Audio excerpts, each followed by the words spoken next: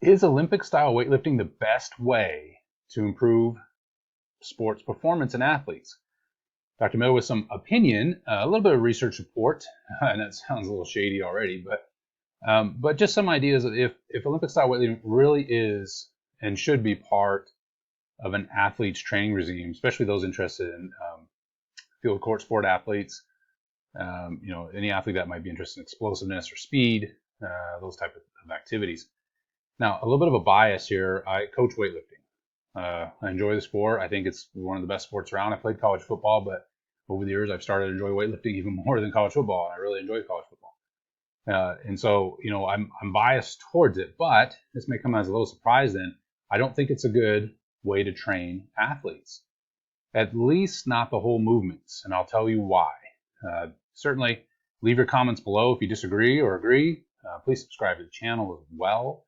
I'm talking about a range of topics in exercise, sports science, strength conditioning. I might drift into some weightlifting as well. There's a lot of videos on weightlifting, so I might throw my 2 cents in there too, just for some fun. But so be sure to subscribe to my channel though. So anyway, back to this. So is Olympic style weightlifting really that good of an idea? And again, my answer would be no, and this is why. Having worked with Olympic style weightlifters and in the strength conditioning setting for a variety of athletes, hundreds of athletes.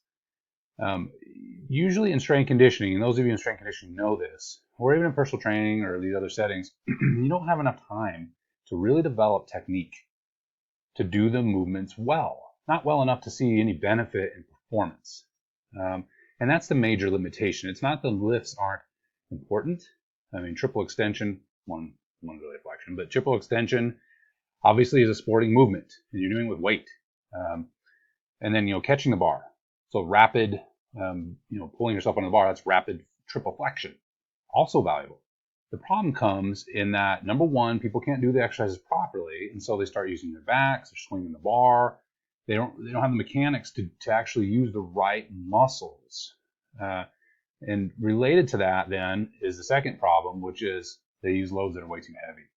And so what I've done over the years is I've used like a hex bar as my favorite training tool for non-Olympic style weightlifting athletes.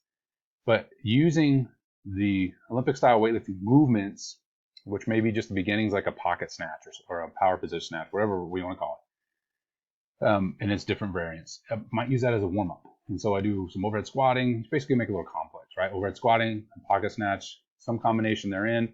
Over time, if you have the time with the athlete, you can build out their technique to the point where they get to the floor. Now you might just say, I'm going to do it with the clean or whatever it may be, or I'm just going to hang snatch and I'll work them to the floor and do an actual power clean at some point. Remember, power doesn't mean from the floor. Power means the position of catching it. And so, that could be something that's done if there's enough time, but frequently there's not enough time.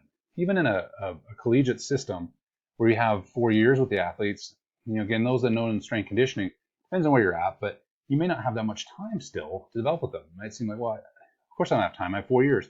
Yeah, but there's only pockets of time you can work with them, and you only have certain hours in the day. And so the goal isn't to make better weightlifters or power lifters even. The goal is to help them be better athletes so they can execute their sport better and be better at their skills are a little more enhanced by their athleticism, etc. And so when it comes to this time balance, I don't think the full movements are a good idea. I've seen more bad than good. And if you're outnumbered as a coach as well at a smaller school, it requires a lot of money, by the way, bumper plates, bars, place to do it. But if you're outnumbered, and bars break, kids don't do anything if you don't have the right plates and so on and so forth. But if you're outnumbered and there's 15 to 1 ratio from coach to athlete or more, there's no way that you're going to be able. I know, and you may be a fantastic coach. I have no doubt you are, but it's still in an hour workout. How much time are you going to devote to Olympic style weightlifting when you could be doing some squatting and jumping, hex bar work, things like that are more time efficient and you get more bang for your buck. Now, what I will say with the Olympic style movements is what I mentioned before. You can use it as a warm-up complex. I think it's a great idea. You can do whatever you want. I'm just making suggestions. And use the poles, okay? And there's some research, a few studies out about how using poles, so like a hang pole, like above the knee hang pole, clean or snatch, but probably a clean, it helps the athletes get at least part of the benefit of the movement. So they're getting the second pull, which is the most explosive part of the pull. Okay, so they don't get the pull off the floor. You might do a deadlift variant or something like that with a hex bar, maybe. But in order to get that explosive movement, you could have them, do a hip hinge, which is a great movement just to master. Hip hinge over and do a jump shrug, right? Which is what's used in strength conditioning. We just call it a no arms pull in weightlifting. Okay, that could be something that provides some rate of force development, improves athleticism, but it doesn't require the athletes to execute a terribly cumbersome technique.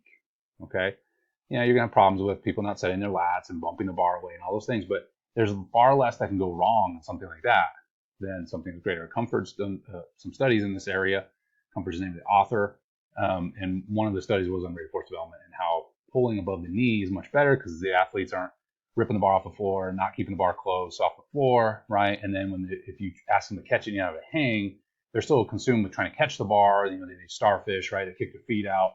They can't sink in anyway because they have no concept of it, and they may not have the mobility. I mean, there's just so many problems. It's easier just to pull the bar and then move on to some sort of heavy squat work variant or some other way to build the lower body, lower extremity strength. Okay, so that's my 2 cents. From experience, some of the research literature, as I mentioned before, has supported this kind of breaking down the movements and simpler things. And just think about time efficiency. Again, I'm an Olympic style weightlifting moving guy, right? That's what I want to do all the time. And there could be a class devoted to that.